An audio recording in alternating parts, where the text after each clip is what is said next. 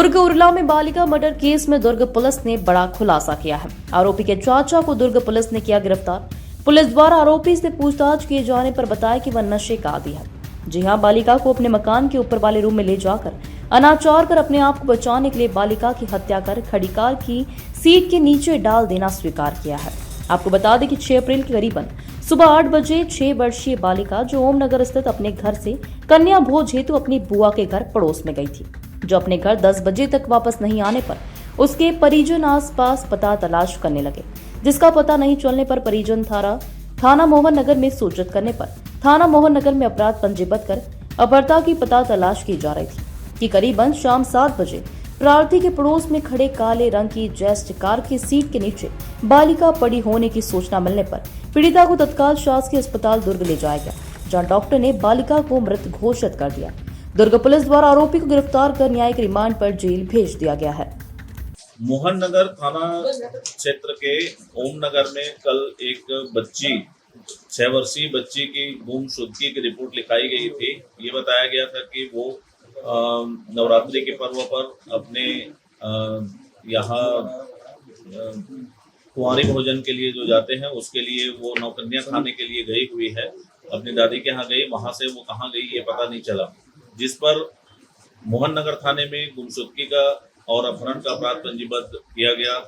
लगातार खोजबीन किया गया। इस बीच में किसी प्रकार के कोई सुराग नहीं मिल रहे थे, बस मिसगाइड होते रहे।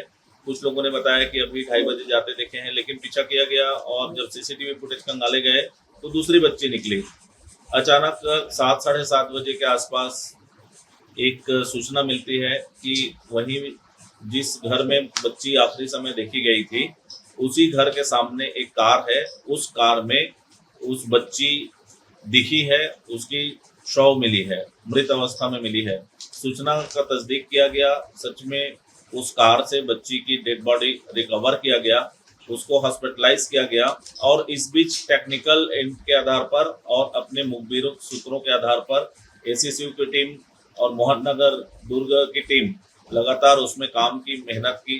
कल जो प्राइमरी साक्ष्य मिल रहे थे, जो गाड़ी जिस गाड़ी से उसका डेड बॉडी मिला, उसके ड्राइवर को, जो गाड़ी मालिक है उसको, ऐसे 3 लोगों को कल कुल 5 लोगों को सस्पेक्ट के तौर पे उठाया गया था, लेकिन प्राइमरी सस्पेक्ट में हमारे 3 लोग आए। टेक्निकल एंड और फिजिकल एविडेंस के आधार पर आज जब शॉर्ट पीएम रिपोर्ट का खुलासा हुआ, जब हमें मिला उसमें सेक्सुअल असल्ट होना पाया गया। डॉक्टरों की टीम से चर्चा की गई और जब हमारे जो एविडेंस है और पूछताछ के जो उनके बयान हैं और जो उनके कथन हैं और उनकी स्वीकारोक्ति है, आरोपी की जो स्वीकारोक्ति है, उसके आधार पर ये निष्कर्ष पर पहुंचा गया कि ये आरोपी सोमेश यादव है, जो उस बालिका जो बच्ची है उसकी सगा चाचा है। इसके पूछताछ के आधार पर पूरे विवेचना के तथ्य जोड़े गए। इसमें लगातार हमारी टीम मेहनत करती रही और एफएसएल के साक्ष्य भी इसमें जुटाए गए हैं। इसमें आगे आने वाले समय में डीएनए का भी हम इसमें टेस्ट करा रहे हैं। आगे और भी जो फिजिकल एविडेंस, भौतिक साक्ष्य है, वो संग्रहित किए जाएंगे और कठोर से कठोर दंड तक पहुंचे। इसमें हम ये भी कोशिश कर रहे हैं कि ट्रायल इसका फास्ट हो, फास्ट ट्रैक कोर्ट में रैपिड ट्रायल हो, इसका 6 महीने में इसका ट्रायल हो जाए और आरोपी को सजा मिल सके।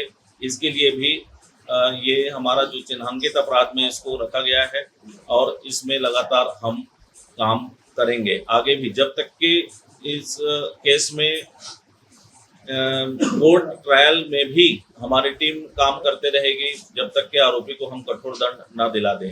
अभी इस अपराध में पहले अपहरण का अपराध पंजीबद्ध हुआ था, उसी अपराध में हत्या का अपराध, बालिका 12 वर्ष से कम उम्र के बच्ची के साथ जो बलात्कार होता है उसका अपराध, साक्ष्य छुपाने का अपराध और रेप विथ मर्डर का अपराध, इन सारे जो अपराध हैं उस पर अपराध दर्ज करके घटना की अपराध की विवेचना की जा रही है। सर, ये 16 सोमेश यादव आरोपी का थे। रिलेशन क्या था मृतका से? 3 आरोपी नहीं थे, 3 संदेही थे हाँ, 3। और तीनों संदेहियों को अलग अलग टेस्ट जो हमारा होता है वो हमने किया है। इसमें स्पष्ट रूप से एक आरोपी चिन्हांकित हुआ है, उसने घटना की स्वीकारोक्ति की है, उसके जो फिजिकल एविडेंस है, उसके जो साक्ष्य हैं वो प्रमाणित है। इस आधार पर आज आरोपी को रिमांड में लिया जा रहा है, एक एक करके। अपने ही परिवार की बच्ची को इसके साथ घटना को क्यों अंजाम दिया? क्या पारिवारिक कोई विवाद था? ऐसा कोई विवाद नहीं है, किसी प्रकार की कोई विवाद नहीं है, अच्छे संबंध है उनके।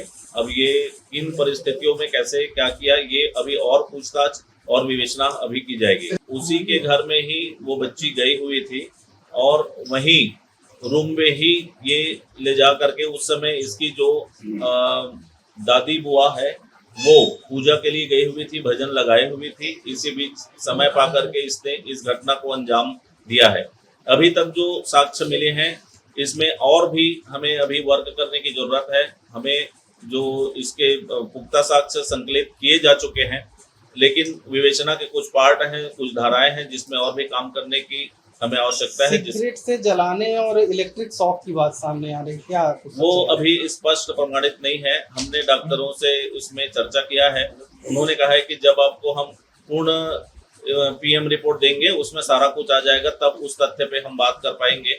और जब भी जो शॉर्ट पीएम मिला है उसी के तथ्यों के आधार पर ही ये चर्चा और जो साक्ष्य एकत्रित किए गए हैं।